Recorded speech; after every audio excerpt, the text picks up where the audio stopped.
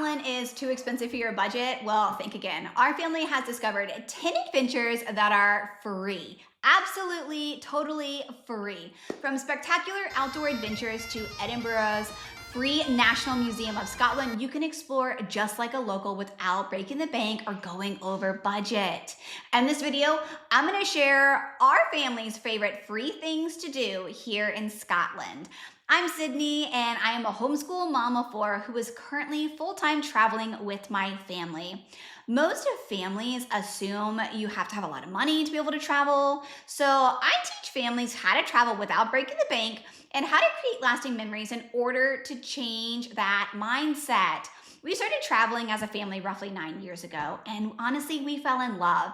And we want every family to know that traveling is possible and to be able to learn how to do that so you can get out there and start doing it before it's too late. So here we go. Rolling into the first one, we have Arthur's Seat. This is roughly 1 mile from Edinburgh Castle. It is actually an extinct volcano. It is a little bit of a steep hike, so keeping that in mind, you have two different routes. You can either take the blue or the green, and each of these take different amount of times, and they have a little bit of a different agility level. So you can, it roughly fluctuates between like a 30-minute to an hour hike to like maybe a 1.5, maybe 2 hour hike, depending on also how hike friendly your family is, how many little ones you have with you, and how many stops you make along the way. Because if you have little kids, you make like 90,000 stops in one hike. So pack some snacks. It is a great hike to eat some snacks along the way and to keep kids energized, entertained, and just kind of like focused on the goal there. When you reach the top, you can see the city spread out like beautifully below you. It takes a little bit of effort to climb in certain spots, but not all the way, specifically if you have kids with you. It's not impossible, but just know that some moments are a little bit more of a work than others, but it is wonderful and it is absolutely free. So hike your way up to Arthur's Seat and see below you a beautiful spread view of Edinburgh City. Now, before we came to Scotland, I honestly thought that everything was going to be super expensive between the castles, the tours, the museums, especially traveling as a family of 6 in Western Europe, which we've done a whole lot. I was expecting significant price tags. But honestly, once we started exploring, we've realized something amazing. Some of the adventures don't cost anything at all here. And I want you to let me know which one your family would actually try first as we roll through some of these. So up next, we have the Royal Mile and the Grass Market area. You're talking right inside the heartbeat of Old Town. And actually, the Royal Mile got its name in the earliest 20th century, and it's really great for street magic and for the whole family. Again, this is the heartbeat of history and heritage combined.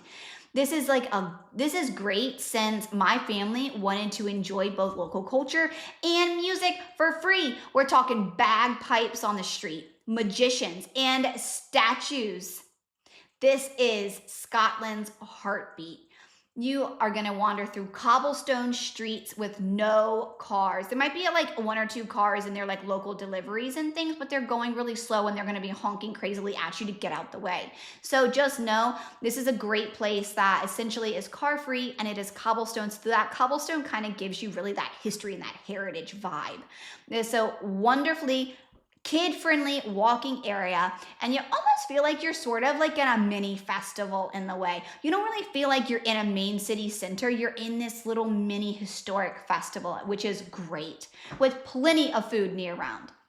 So up next, we head to Glencoe, okay? We are stepping inside of a fairy tale storybook, or essentially another world. So Glencoe is situated in the west of Scotland. So you are talking the Highlands. You are now out of the lowlands and you are into the Highlands, and it is magical. You are talking stunning viewpoints, misty peaks, deep valleys, and utter silence. There are several Harry Potter scenes that were actually filmed there. You can take a quick little hike up to Hagrid's hut. Now just know that Hagrid's hut from Harry Potter, it is not actually there. They only constructed it for the filming, and once that filming was concluded, they actually took it apart and removed Hagrid's hut, but it is still the film site there, which you can kind of see from the scenery. And that really cool tree that Harry, Ron, and Hermione hide behind, that tree is there, which was actually my kid's favorite part of the whole hike. Now, just know that if it has been raining, it's going to be muddy and it's going to be slippery. So especially for this hike, wear rain boots or non-slip, like hiking soled shoes, because this is a hike that is slippery when wet. Now, this whole Glencoe area is history lovers galore. You can experience some of the clans, the famous MacDonald and Campbell clan with the Glencoe Massacre. You can head on over to the Glencoe Visitor Center, which is exactly what we did, and the Glencoe Visitor Center surprised us. I know that there is the Three Sisters hike, which is phenomenal, but if you are not really wanting to do that, you can actually see this beautiful viewpoint of the Three Sisters from the Visitor Center. There's bathrooms, they have a cafe, they have a like nature little mini walk, and they have a reconstructed actual house from back in the days of Scotland that you can actually go inside and explore and touch on the outside, which was really fabulously done. They have picnic tables there if you want to eat and have a quick little lunch, if food that you brought with you. And then while you are there, they have this History Science Museum. You can either opt to do a guided tour or do it on your own. It's quite small, but it is a great way to blend history and science together. They talk about natural habitats and the animals that live there. They talk about the rainfall. There's so much there for nature. And then they have a quick little movie area that's free. They have two different movies. One is, they're both really about history, but the one that we watched is all about the history of the Glencoe area. So it ties in the Glencoe Massacre and then the sad story of the MacDonald clan and what had happened. And then it pulls into how, the Highlands started to be cleared and hence people were displaced. Lots went to the US and other countries, and then others moved to the lowlands, and some also moved to Ireland, specifically Northern Ireland. But it's a great little history of a visual story that the kids also really liked. And again, this is all free. So all of this visitor center is completely free, but they do ask you to pay, I think it's £4 for parking, which goes directly back to the center, which is really, really great. So there's plenty to do there. And then you can also leave there and go and hike the Three Sisters. Pack a lunch. There's plenty of places to hike alongside the road. There are picnic tables. There are stop off at grassy points. There are rocks. There are everything. You can go and have a picnic essentially anywhere, which is exactly what our family did. And if you are at the Glencoe Visitor Center, if you want to travel an extra hour up, so you're still heading away from Edinburgh. If you are heading more towards the west, up higher towards the north, you can go to the Jacobite steam train, which is also known as the Harry Potter train. It is the famous train in the Harry Potter movie where that takes you to Hogwarts. Now, no, this train ride is not free, but you can go there. We'll talk about that more later. I have an upcoming one a little bit more in detail. If you are like us and you are tired of forgetting to pack things or the stress of packing, then go ahead and grab your free family packing guide and list that is linked in the description box, and it is pinned in the comments below. We still use it on all of our packing trips. So next up is the National Museum of Scotland in Edinburgh. It is the history of Scotland broken up by floors. So you work your way from bottom to top. When you enter, again, free. When you enter, go downstairs, start at the ground below level, and it is all about the beginning of time. The animals, the science, the nature, and some of the people there. And then you go up to the first floor, which is essentially where you entered, and then you can go up row by row, and it goes into floor by floor into historical order of the timeline of history and the people of Scotland, and then you end at the top floor of present day Scotland. But that's not all that's inside there, okay? Just know if you were going here, you could spend half day to a full day easily. No questions asked, because it is not just the history of Scotland. There's so many more exhibit halls and attractions packed inside that you truly could spend the entire day there. So if it's a day of terrible weather, highly suggest you just hang out in this museum alone. So Some of the other exhibits that they have, and each of these exhibits have different floors. So it's not just like 1 and 2, like a small exhibit room. They have floors of this. So it's truly a wonderful, wonderfully well done museum. They have technology for kids. They have some spaceships. They have a temporary exhibit. So I think it's leaving in February. It's all about the Cold War and what it was like in Scotland. And that's just a really small exhibit, but it is a really cool exhibit that's not going to be there. And I'm excited to see what they're going to have next. They also have an entire area designated for animals, specifically animals of Africa. And it is really great. Probably some of our kids' favorite. Then they have another area for fashion, art, and design and world cultures. There are bathrooms at pretty much every other floor. So it is super easy to find a quick bathroom when you need one for your kiddos.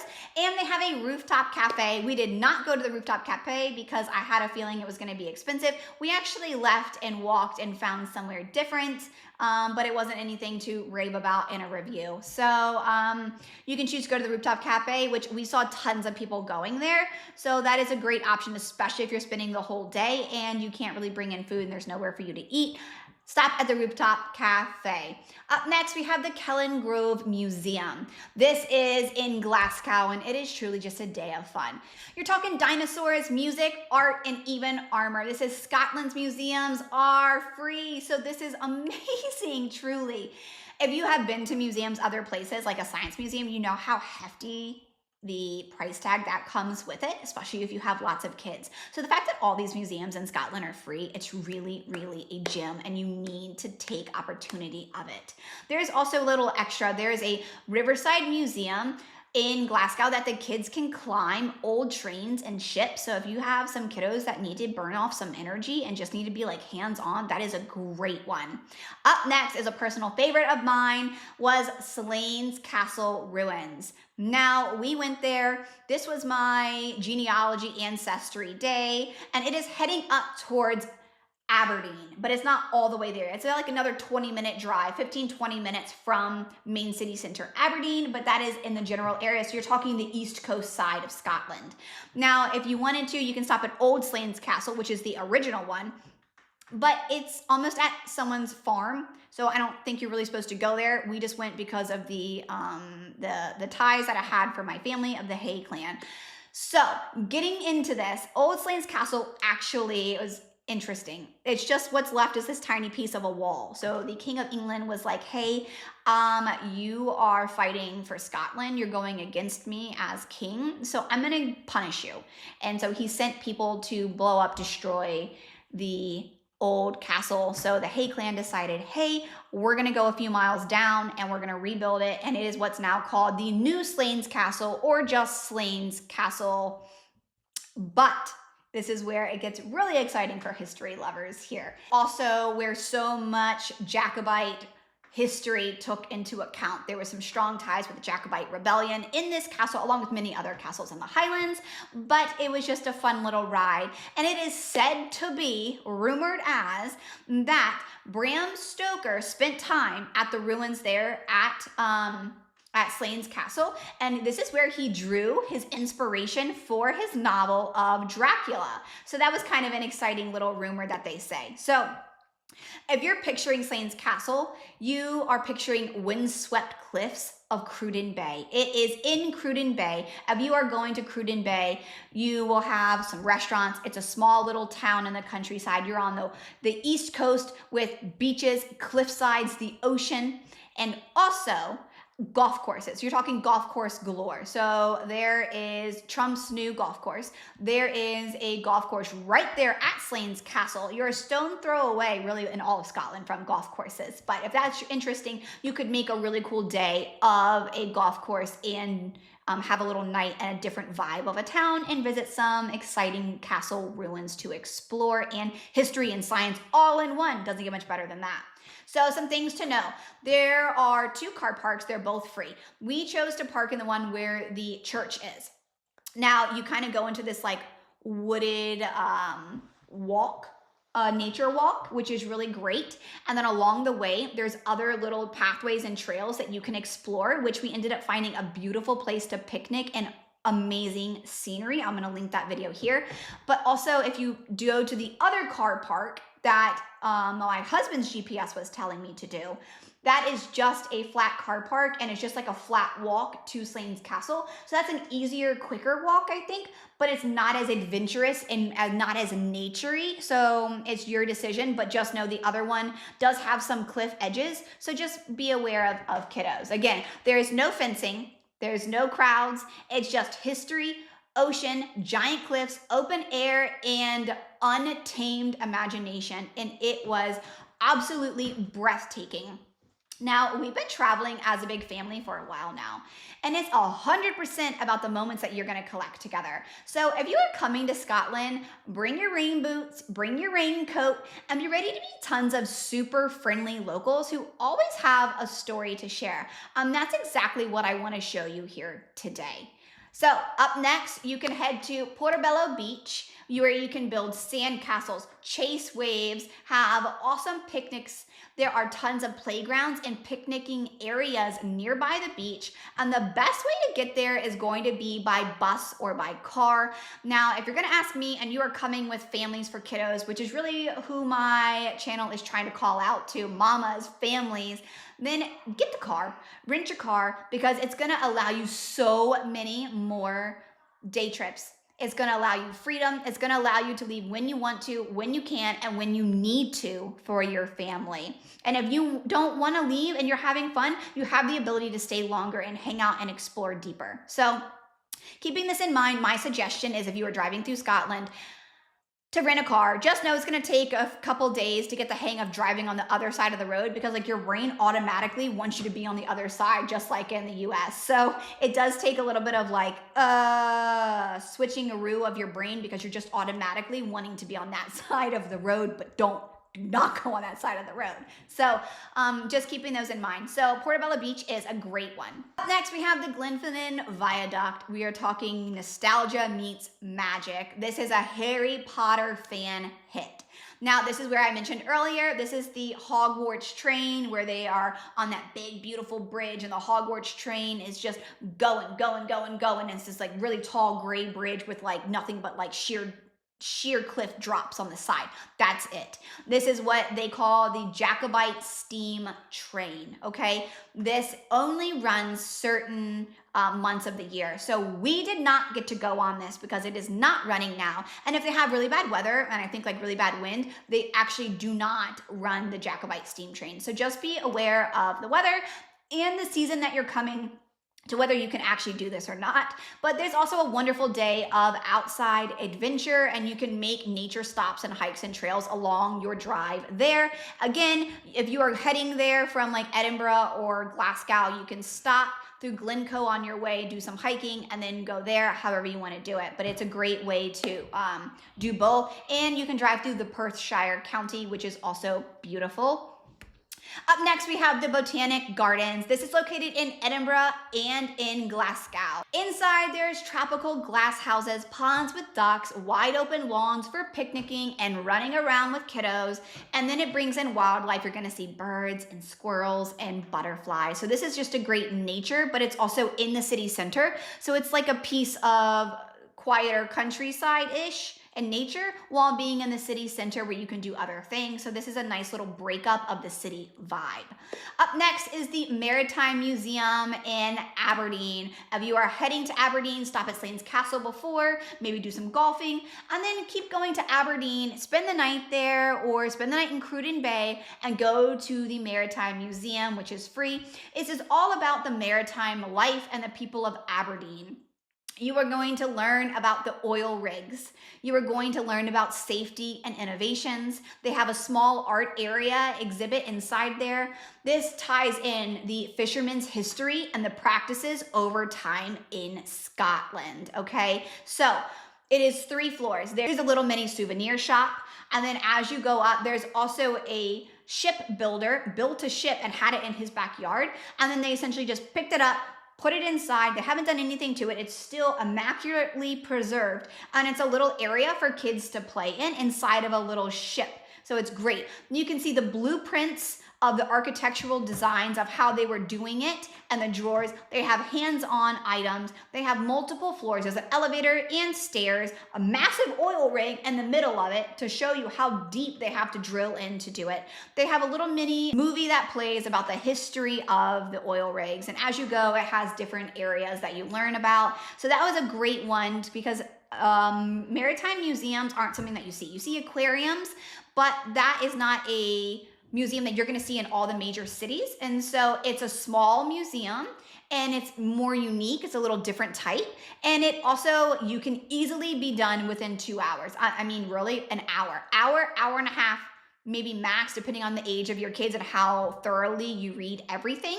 But easily can be done in an hour and a half, and it's great. And there's a parking garage just like right across the street from it, a little down on the left, but there is a parking garage that you can go in and then you're right there. Also sort of like in a good, nice little walking area if you want to get out and do things. And then there's tons of ships right there at the marina, the harbor area. So there you have it.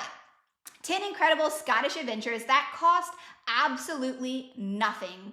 We love sharing family-friendly travel tips, so don't miss the next one and subscribe and hit that like button because we have realized something. It's not the big ticket attractions that our kids remember. It is the climbing of hills, the laughing at the cows, the picnicking by the locks. Scotland gives more than we expected. Adventure, connection, and proof that some of the best things in life really are free.